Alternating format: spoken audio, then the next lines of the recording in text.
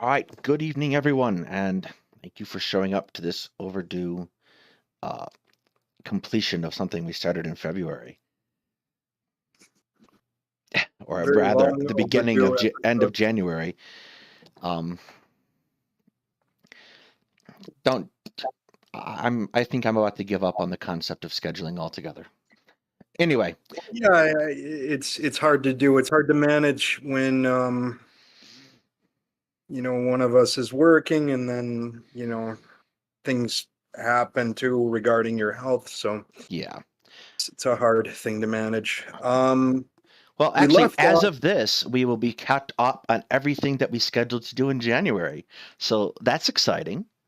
Yeah, and we keep our expectations low, and the more people we get, if we get 3 people this month, we'll be happy. So 3 new people.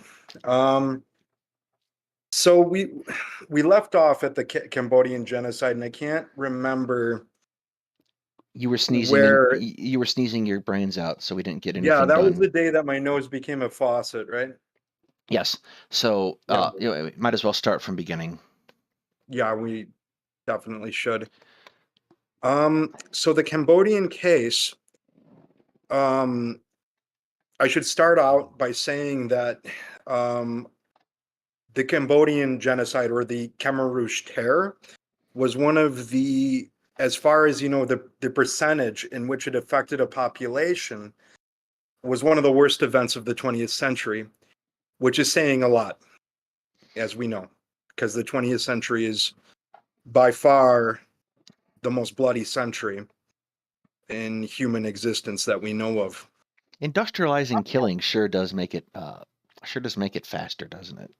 It does, and for the Cambodian genocide to stand out really says something about the regime of the Khmer Rouge, and the sort of, how should I put it?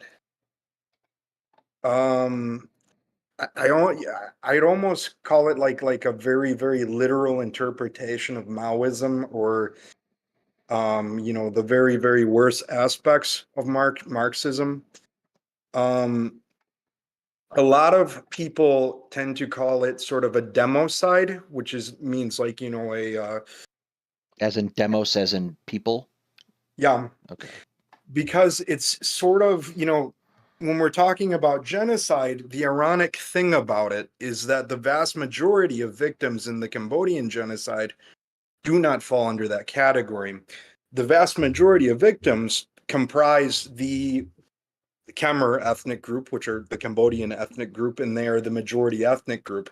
Yet the regime itself was a Khmer nationalist ethnic group. They followed this sort of Marxist nationalism, national liberation. Actually, I don't know if I'd put national liberation, because that tends to be a little bit more towards like a liberal end of the spectrum. They were a Khmer ultra nationalist group with sort of a orthodox Marxist ideology. And their idea was to create civilization from the ground up. And we must talk a little bit about, how they started. I think that would be probably more suited for a whole episode, because really we could dedicate a whole episode on the Khmer Rouge, the Vietnam War, and what led to them. They were predominantly a peasant movement that emerged with sort of the poor agricultural population, which I think was the majority of the Cambodian population at the time. And their terror was directed against ethnic minorities, the urban class particularly, and even the sort of middle class as well. So the vast majority of victims do not, are not victims of genocide in this case, and that's kind of one of the major issues with it. a genocide verdict was reached with the destruction of the Cambodian ethnic Vietnamese community, which the Khmer Rouge were rabidly anti-Vietnamese. They viewed, it goes back several centuries, the antagonism between these two ethnic groups. They also committed the largest crime against an ethnic Chinese population outside of China. So in Southeast Asia, the merchant class or middle class role is usually filled in by the ethnic Chinese population, and they were targeted. The genocide ruling did not apply to them, actually. They were targeted mainly for their class background, not necessarily their ethnic background.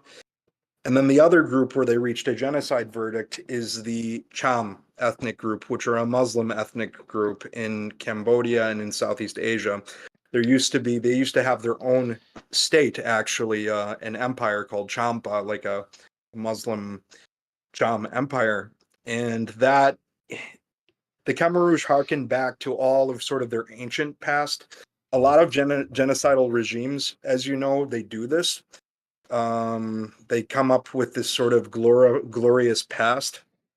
And what they were trying to do was sort of recreate this utopian Angkor Wat Khmer civilization. And by doing that, they would rid society of the parasites, microbes. They actually use the term microbes a lot in describing the urban population and these ethnic minority groups. So If their language is very genocidal, if for I sure. recall correctly, this is the late 60s, 68, 69, right? Uh, No, so it's actually it happens the around Khmer Rouge, 75. It's the Khmer after, Rouge starts taking power then, uh, as an well, the movement yes, gains power during 68, particularly 69 when the Vietnam War, when Nixon expands the war into the Cambodian into Cambodia. yeah, So when Vietnam there was an invasion, yeah, of plays a fairly Cambodia. significant portion into how this comes about. It does. It does because the North Vietnamese army were using Cambodia to supply their forces, their guerrilla forces in South Vietnam. And the American Air Force and American Navy in particular conducted it. I think even to this day, it's not really fully appreciated the extent of the bombing campaigns in Southeast Asia during, from 64 to, I don't know, 75, 74, 73. What strengthened the Khmer Rouge movement was this increase in bombing. Many villages were devastated, families were destroyed, and the rural population became susceptible to this extremist ideology. And when I study a lot of these extremist groups, whether they be the Nazis, the this Stalinist forces like Komsomol, all of the various communist youth organizations. And by far, to me, by far, the Khmer Rouge is the most um, ideologically terrifying to me in a lot of ways because, you essentially, they were able to sort of brainwash children to kill others. So And not just kill them by denouncing them, like in the Soviet case, where you have children in classes who spy or report on their parents. You have predominantly, in large part, a children army with the Khmer Rouge. I mean, not all of the fighters are children, but a lot of them are, and they're the ones who are sort of enforcing this collectivization in the countryside. So there's an interesting bit of language and a concept that the Pol Pot and the Khmer Rouge kind of get into in '75. Uh, this erasure of history and just starting over. which they called Yeah, year zero. year zero. Um, Yeah, and that ties into this genocidal language and this glorification of a mystical past type situation that I think is really indicative of how they justified what was happening, because this of erasure course. and starting over of history coincides with the start of these killings. Hmm. The killing too is a part of transforming society and a part of you know they sort of implement communism right away. They implement this within the in the villages, and what's astounding is they completely depopulate urban centers for about 5 years, I think, is how long they were there until the North Vietnamese basically took them out of power, out of central power. They fought on as a guerrilla force for a long time, though. I think up until the early 90s, actually, Vietnam was fighting the Khmer Rouge in Cambodia. So, I mean, they weren't completely defeated or, you know, up until the 90s. But But their ability to kill people was severely curtailed. oh, absolutely, yeah. They essentially became, you know, they were basically pushed out of power and then became a guerrilla force. And a lot of the reason why they were fighting as guerrilla forces, I think, had to do with the fact that many of them were guilty of horrible crimes. And of course, they were going to face some sort of punishment for it. So that was their motivation in continuing fighting. I can't, you can't quote me on this, but this is what I do understand, I think. Yeah, Um, yeah. Um, there's a lot of language too in regards to, I don't know if you've heard, I think it was Lenin who said, if you don't, those who do not work will not eat. Um, like most totalitarian communist regimes, they take this to an extreme. And I think it was a term Pol Pot said that, um, I got to look this up. Actually, it's very interesting. that's why we have Google at the same time. Hmm.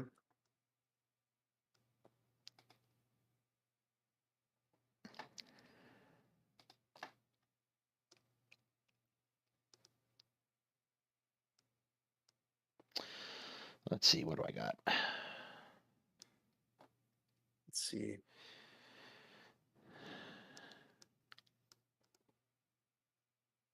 The interesting thing too, so I'll find that quote at some other time. I don't want to take away because we got a lot to cover. But the interesting thing too about the Khmer Rouge is, unlike a lot of other, you know, totalitarian Stalinist style regimes, you don't have a cult of personality around Pol Pot at all. You have the cult of personality of Angkor, of the party itself. And that's something that's very unique, actually, I think, in the history of tyranny and totalitarian regimes. You don't have a central cult of personality.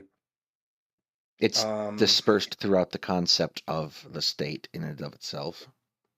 yeah, Didn't and they very keep much to this reaching of an ideal. Pol Pot There are a under lot of house arrest? parallels. What'd you say? Didn't they keep Pol Pot under house arrest for quite some time? Yeah, I believe Until he died, I that think. is, yeah, how he died under house arrest. um the people that have gone through this, the people survivors that I've met, I've had the opportunity to meet a few survivors, and it's basically like a nation killing itself. It's almost, it goes beyond even like a civil war, like what you see in, like in Syria, where there's just massive fighting.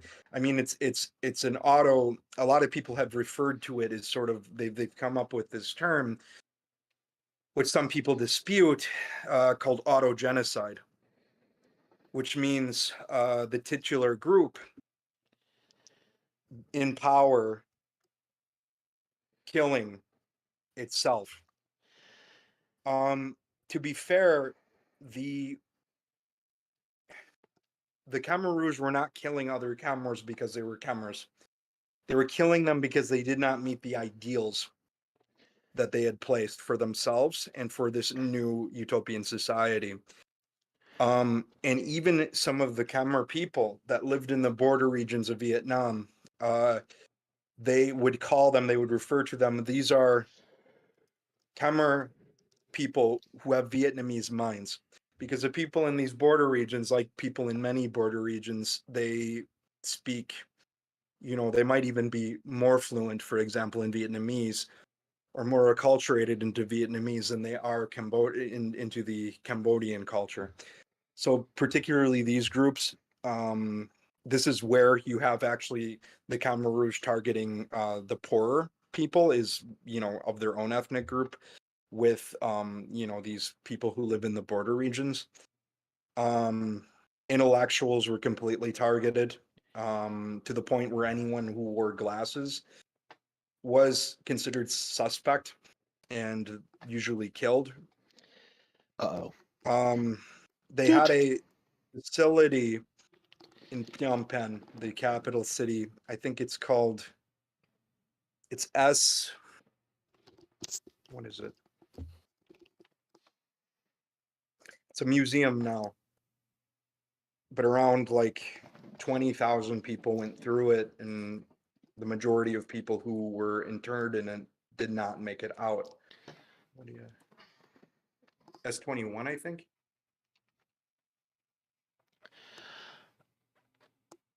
Hang on. Yeah, S21. Well, I think there is a aspect to that particular ideal of trying to find this pure, uh, idealized individual to partake in the society. That's like it comes from, I think, the kind of attitude that you see in totalitarian regimes in the first place. Is there's this shrinking of power to an acceptable group, and that acceptable group is forever becoming smaller and smaller as uh, they gain more power and more refinement. Mhm. Uh, and That's a good point. it's Yeah. not even necessarily only limited to totalitarianism, in that uh, you'll see this kind of attitude in the nativist movement in the United States, which was not necessarily always in power in most places, but that they have an exclusion of who is included in the protected status of white can change dramatically over time. Of course, it changes over time, but originally it's the sort of white Anglo-Saxon Protestant group that Right. is ideal. But it They looked excludes, down upon. Go ahead. but for example, it would explicitly exclude people like Catholics, many of Of whom course. would otherwise today be considered part of the white race. Um, it excludes them. And the point that I try to make to people all the time is, just because you are not opposed to people who are being targeted now does not mean that some characteristic of yours won't be used to include you in that group later. That's true. These things are fluid, they evolve. I want to state too that, like you said, that this feature of the Khmer Rouge, it existed in other totalitarian regimes. I can't say that they were unique. The Nazis very much were trying to cleanse their own racial body of these, of undesirables. The Soviets were trying to create a new Soviet Homo Sovieticus, sort of this new um, person who fit their ideals. And the same is true also for Mao's China. But yeah, the Khmer Rouge took this to a very extreme level, to a level that was much, much more extreme, at least in this regard. than the Nazis were. Yeah, I And there are think. many parallels between them. Well, I think that's like there's a certain merging of concepts that you see here, like the Rwandan genocide uh, is an internal, for the lack of, or even Sudan prior to the separation of it into two countries. You can see it as a Yeah. civil war. Uh, I don't necessarily think that something being a civil war doesn't preclude, at the very least, ethnic cleansing from happening. Um, Civil wars are where it occurs the most, actually. I right, would say it's almost your sort of textbook like condition for ethnic cleansing. A lot of civil wars are driven, are ethnically driven. They are ethnically or religiously driven. Um, there are some, in the case of the Spanish Civil War, for example, where it is completely political. There is sort of a sub ethnic component with that in regards to like Barcelona, Catalonia in that area, which had a sort of a distinct culture. Um, but by and large, the Spanish Civil War is a political fight.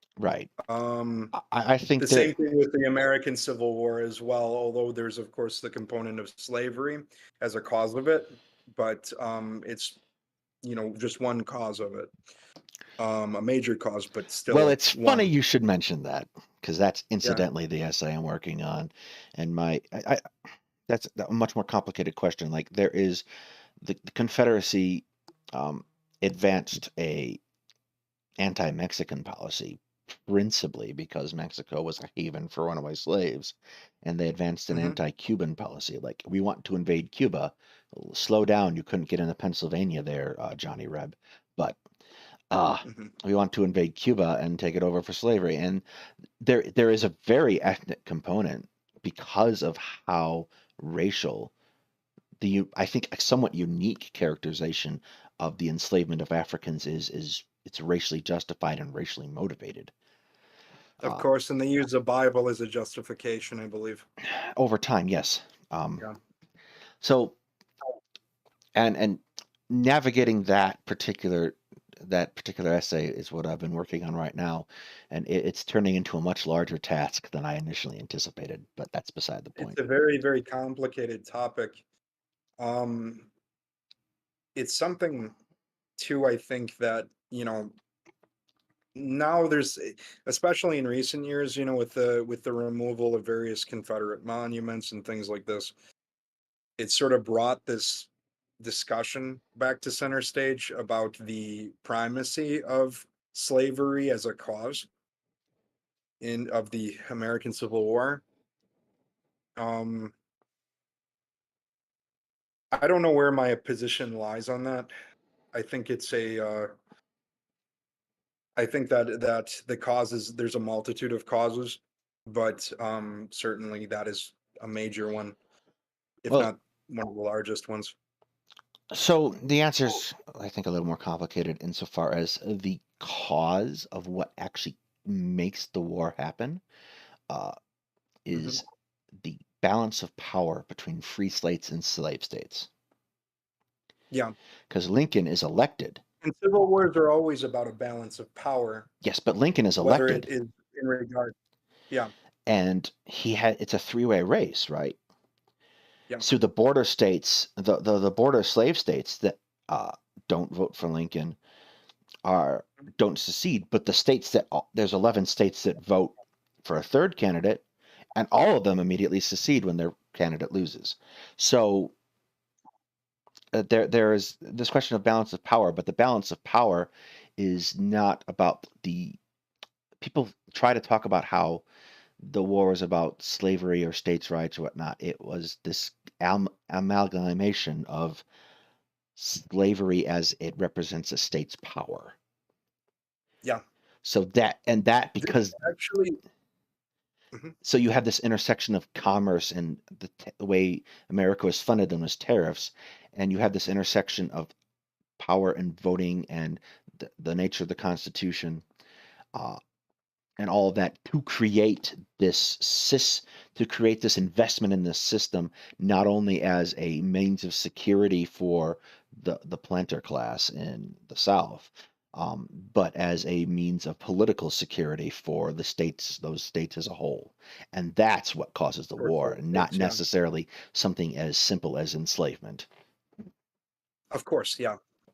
Of course, it's a combination of these factors acting in tandem. Actually, us going into this conversation, it's interesting because it's good because we planned on discussing um, the indigenous people of the United States and Canada, as well as the slave trade as examples of genocide. Um, Civil wars are usually noted by their ferocity and their brutality. In regard to the American Civil War, as far as I know, I think for one, depictions of it, like a lot of film depictions, literary depictions, don't necessarily portray it as savage and bloody as it was. Um, with the exception, for example, of Kansas and Missouri, where did the largest I mean in of course, like, I guess we could talk about the Sherman's march and sort of scorched earth campaign in the South, but where did this conflict get truly violent, like a civil war that we know today, where it's taking the lives of civilians and sort of innocent people? As far as I know, it's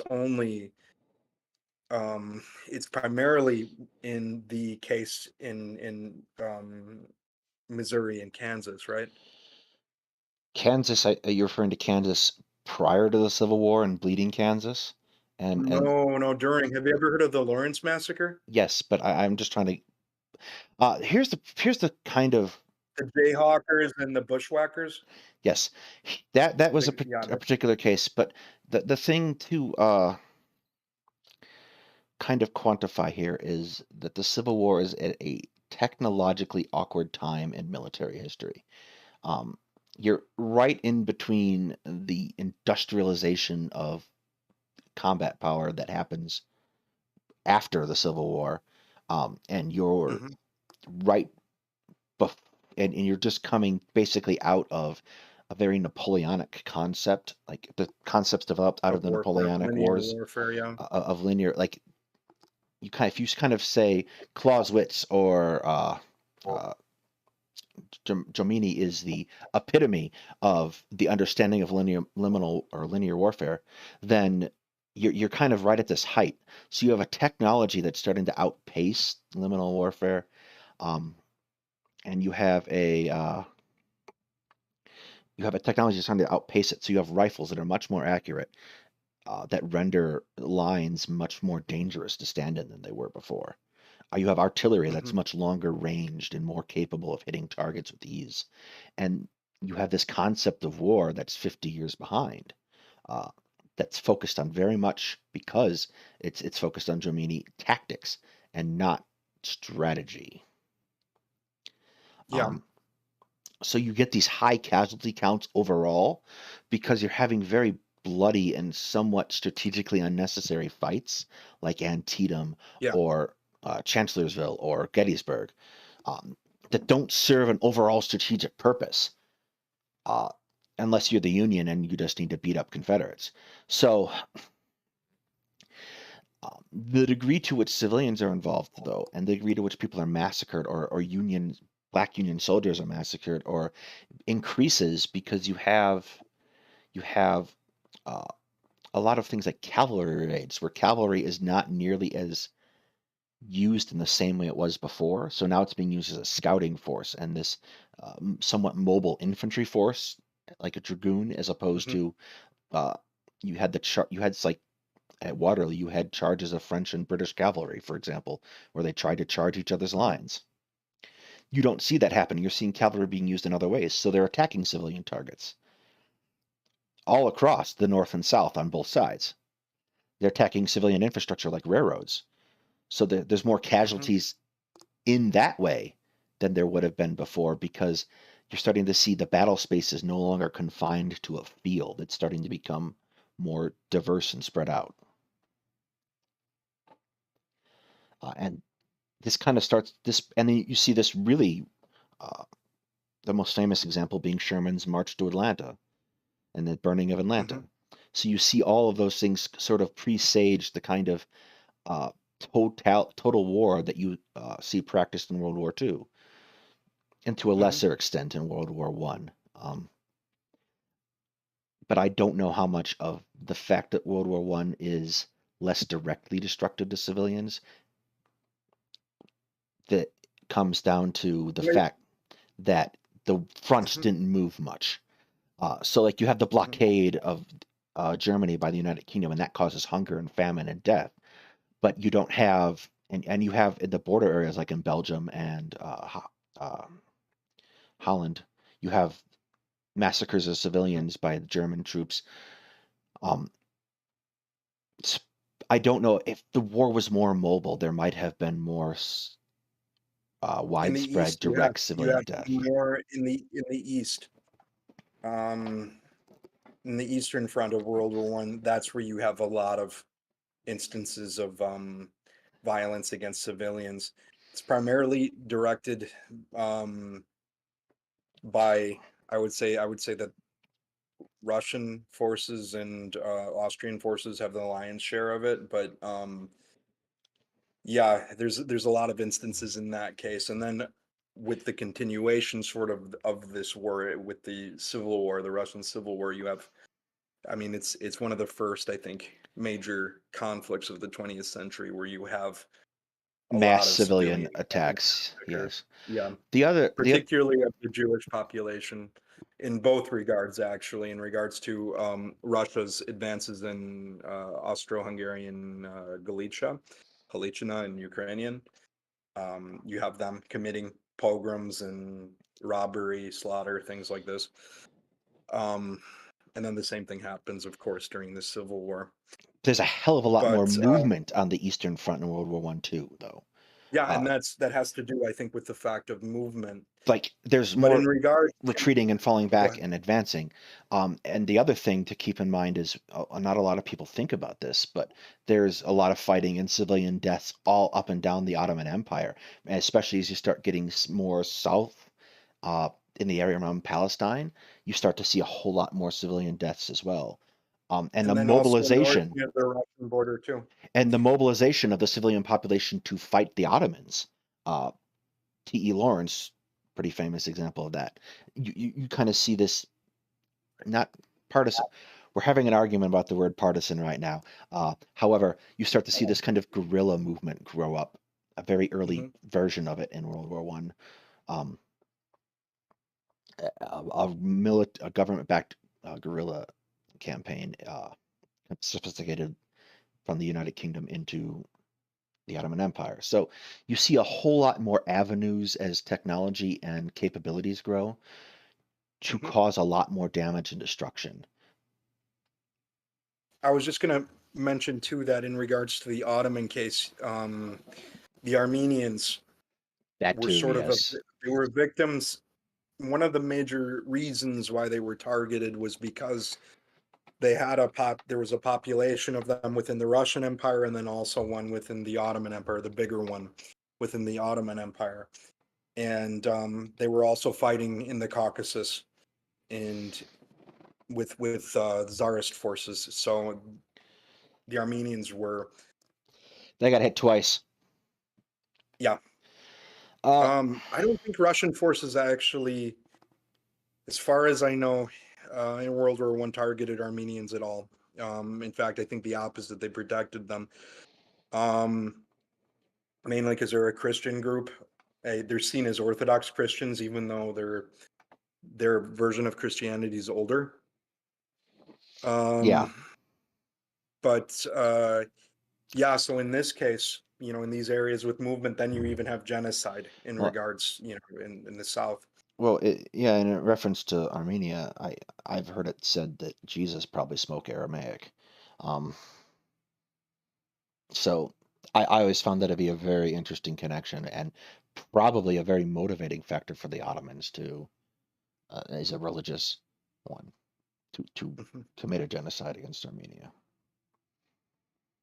Of course, the current Turkish regime is not particularly friendly either, especially if you're Kurdish. No, they're not. And I think, the 2020 war, there's something in really bad taste of them sending military advisors to assist Azerbaijan against Armenia. There's Yeah. something in real bad taste with that. But that's a whole different topic. Something that we should talk about at some point. Um, in regards, so to go forward, um, let's see. We have gotten a little off topic. Let's get back here. Cambodia. We talked We at length we talked about about Bosnia. Bosnia. Yeah, I think that we should talk about perhaps,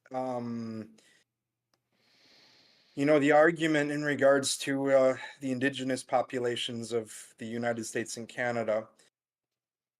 And then we can, of course, bring up the issue of the boarding schools and the eraser of culture, with Article 2A. So here's the thing. Um, it's almost impossible to argue that Native Americans are not a post genocidal society because they certainly are. Um, I have a couple questions actually to refine this. Uh, yeah, we have a very interesting set of intersections happening in some parts of yeah, this too. The first thing is to acknowledge that this is almost a scale that defies anything else in history. You have what essentially amounts to a 400-year campaign to depopulate areas of land, um, and every dirty trick in the book is pulled out to do this. But of course. there's an intersection, for example, between escaped enslaved individuals and the Creek people. When you had the Seminole Wars, you see these kind of uh, or even the first set of enslaved individuals brought to America escaped and went to live with Native Americans. The There's a lot of connection between the racism that animates the enslavement of Africans and the racism that animates the attempts to take uh, Native American land. Um, Hmm. and you see this very long and sustained campaign, but at the same time, on this, you see a very ardent resistance throughout much of that period of time by these native groups. And at this point, they're becoming very commingled with escaped enslaved populations. Um, that they resist and they fight back in many cases. You have very bloody campaigns waged, especially early in the colonial history, um, that aren't really talked about a lot, um, but are very, I think, formative to discuss. I know the YouTube channel Attaché, which covers a lot of Civil War history, covers Prince Philip War a lot, and that was a fairly sustained. Prince Philip War is the one, isn't it sometimes referred to as the French Indian War? No, King Or is this Philip's War. I'm sorry. The French and Indian War is the Seven Years' War, okay? which was once referred to as the First World War. And I had another argument with someone about that right recently too. But at any rate, you have these conflicts. So my question becomes, uh, arguably, what you have with the Native Americans in both the United States and Canada is something akin to a super genocide, a very long, sustained period of time. But the fact that there is such fierce resistance over that period of time, does that affect the does that affect the verdict in this particular case of whether or not it's a It's genocide? very hard to retroactively look at this topic that way. It's very difficult because it's a very long, prolonged period. It involves multiple colonial actors. some of which pursued different policies that, policies that are absolutely different. I would argue that all of them had, aspects, that, like in their policies that were very close to this definition, but also, this is long before we had a lot of these legal concepts.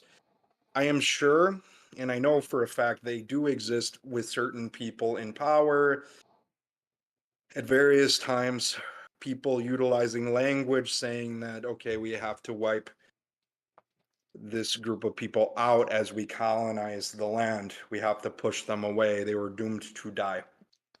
So there is language like that. Um, at the same time, though, finding like an actual policy where this is pursued, and to the degree, at least in regards to like extermination, either in whole or in part, that's where it gets really tricky. There is, I think, a much so you obviously have those cases of death and executions and massacres that pop up throughout Yeah. reading about Native American interactions with and uh, or more accurately, the colonial interactions with Native Americans. Um, Mhm. you see those pop up, uh, but I think there's also this overwhelming attitude of like Christianization and civilizing, Naming quote them, unquote, yeah, and getting rid of, and supplanting and subsuming their culture, of course. and this it's this cultural erasure and this shrinking Yeah. of this culture, and that feels like it can be the most effective bridge for this problem in my mind. You also have examples throughout this period of population movement, transfer of children to others. Um, so you do have that. Yes, And there's this I taking think away that of children. Raphael Lemkin, when he was coming up with the concept, when he was, thinking and contemplating this legal concept of genocide, I'm sure he had thought about colonial empires, and in particular the North and South American, Central American cases for sure. I'm sure that this was in his mind, because you see examples on the 1948 convention that are certainly meet the criteria. The issue is though is like, in terms of exterminating the whole people. Um, it's just, it's one of those things where the results sort of speak for themselves in a way, but also you don't have a whole lot you don't have a whole lot in terms of like, the policies change, they evolve over time. Right. And exterminating a group of people physically takes an enormous effort. Well, Um, I and it's done usually, I mean, the most clear cut examples of genocide are that of person to person extermination and physical violence involved in it. there The is areas where it gets murky is, where it's a certain policy that resulted in it. For example, where like, okay, so they don't have food. Um, you like the know, Holodomor, yes. Voldemort to some degree, yeah, I would say. I think though this kind of brings up the point that we kind of got at the first time around that the convention is not necessarily fit for purpose anymore. Um, It's not, and because of this case in particular, in the case of the slave trade, um, and also in the case of the Holodomor in Ukraine, and also Stalin's political purges and ethnic cleansings, his moving of ethnic groups from one area to another. Um, when the Soviet Union and the United States objected to a lot, yes, and we get this kind of diluted law, this sort of diluted legal device which that's not really intended the way that I think Lemkin wanted it. yeah, I In also fact, think we know it is. I also think there's a particular another particular problem that arises uh, in that we don't have a system fit for purpose. We also don't have a system to enforce that system, even if we did have a legal definition that was fit for purpose. And you have Yeah, this effect. there's no, yeah. To this day, it hasn't been, there's debate on intervention over this and, how to intervene. And there is certain scholars, I think Leo Cooperman's a big one, who's anti-interventionalist, who argues that intervention can make the situation worse. I read a few of his articles. He was against, for example, he wrote about, after the Rwandan genocide occurred, there was a big debate over intervention. And he was one of the ones who argued against it. He was on the side against it. And he also is very critical of the term genocide. He actually would rather the term like be used as mass violence in general, mass violence. But yeah, in regard to the Rwandan genocide, hindsight is 2020. But I think an intervention, a very small one, could have made a big difference. It could Well, have stopped it. the convention outlines this particular set of circumstances under which genocide is occurring. And it Yeah, outlines a physical set of circumstances and a kind of cultural set of circumstances, like this it does. Yeah, erasure of culture. Um, I think that the problem that you run into uh, is we focus very much on the physical aspects of this a lot, but the yeah, we do. cultural aspects can be so much more damaging. Um, In the case of the native indigenous populations in the Western Hemisphere, particularly the northern Western Hemisphere, this damage is catastrophic. I mean, look at the percentage of people.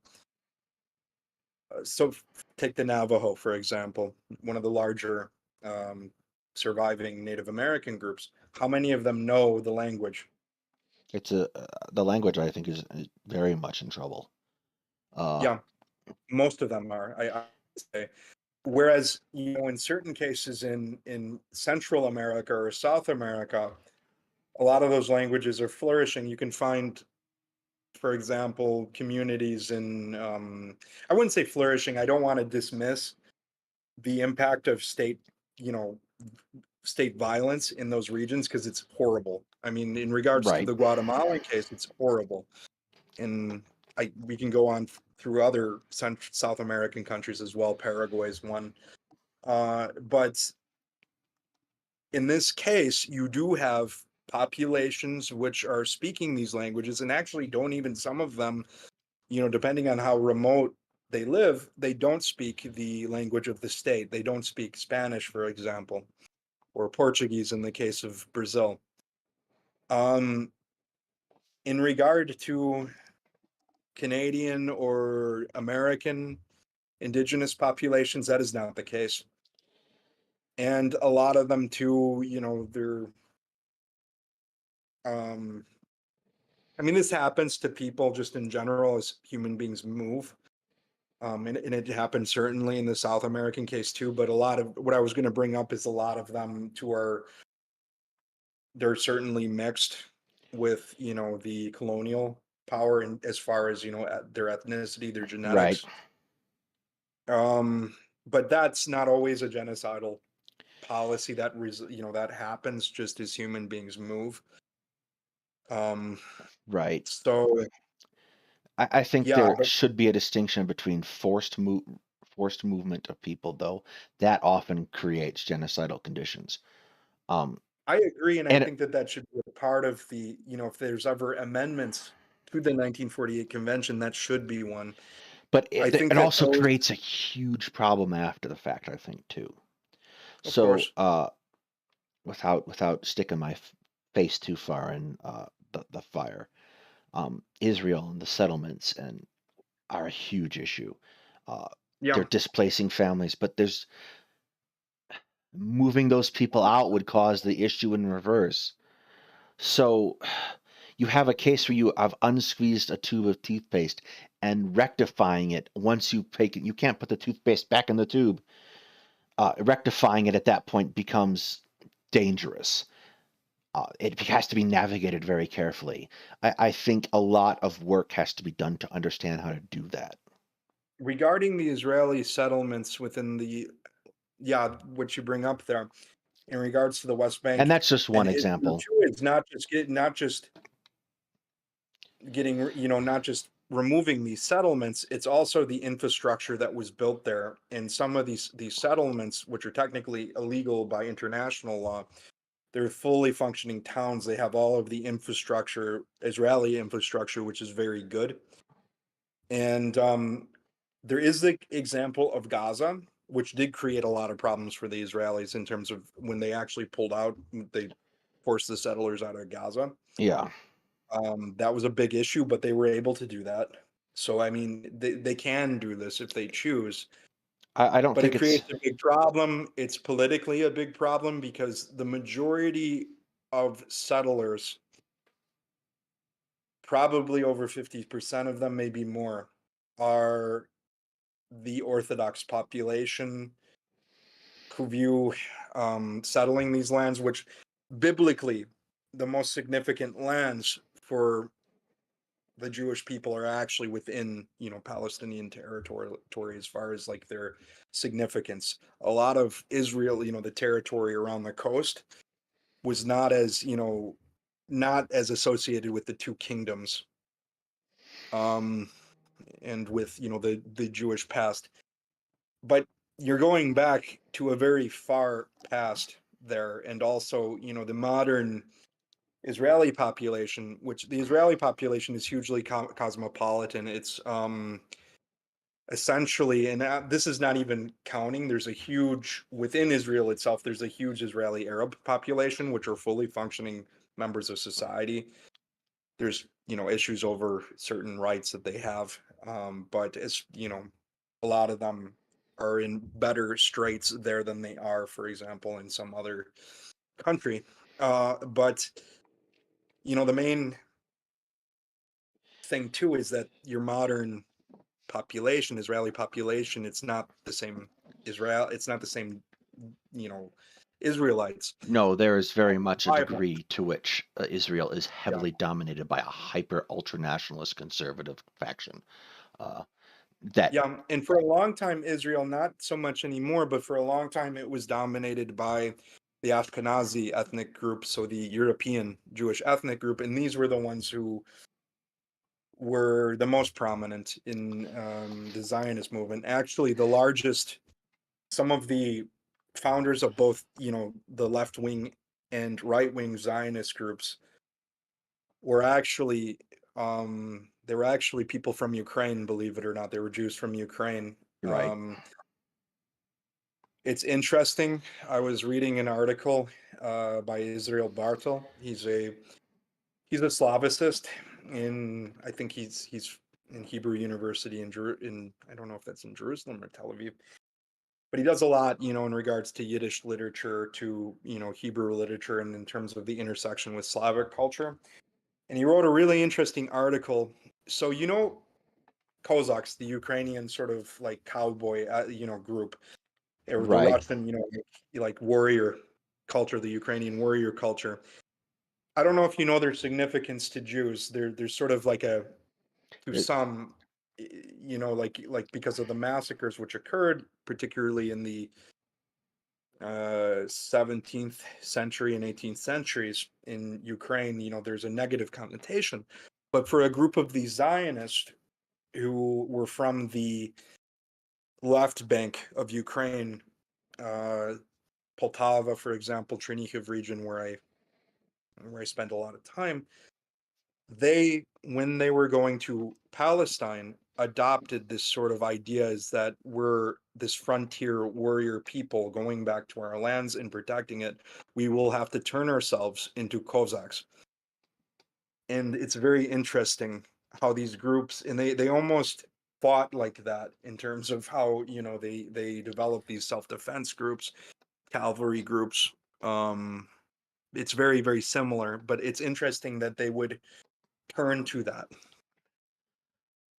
Well, Um, so that the Israel Palestinian conflict is something that needs to be discussed in regards, you know, to genocide and all of that other thing. There is in 1948, there's certainly ethnic cleansing that occurs, a very massive one.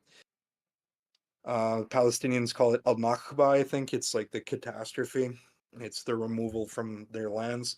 right, Um, most scholarly estimates of the civilian deaths on their side are somewhere like 10,000, which is fairly high.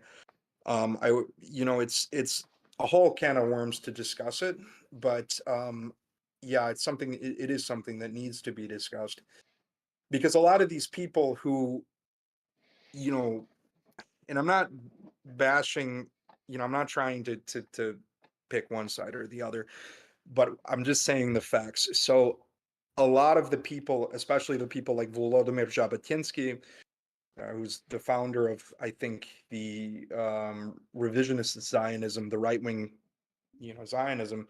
He has certainly proto-fascist views influenced by European fascism. Um, he's a very interesting character, very complicated one. Um, but you have these views, these traditional European colonialist views coming into these people's mindset, because that's the milieu of the time. well, I don't. Um, I think because I spoke earlier about the tendencies of totalitarian regimes, and there's subset of totalitarian regime being fascism and et cetera, et cetera. You will get a position where even people who do not necessarily uh, are not necessarily totalitarian are going to look to the past as a form of validity. So you find something in the past to hold on to uh, make your position feel more valid. and And in whether regards to the, yeah, go ahead. and whether or not that thing is true in a general sense can be very dependent on the case.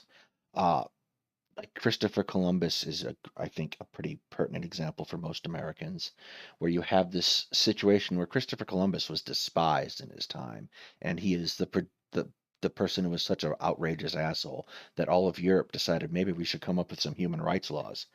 But you have him presented in the America because his story feels was at a time advantageous to spin a certain way for Italian American immigrants. You have him presented as a hero who discovers a continent.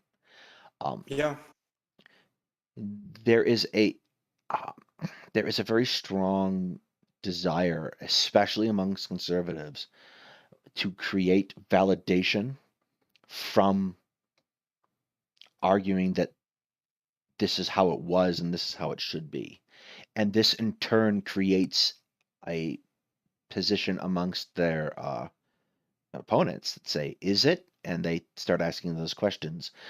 But the net effect of all of this, and you see this across societies, the net effect of all of this is that we don't necessarily talk about things in terms of what we should do. We talk about them and how we have done it. And we aren't always able to move beyond this traditionalist concept. And in a lot of ways, ethnic cleansing and genocide can be this taken to a very aggressive and extreme degree. yes, yes, very much so.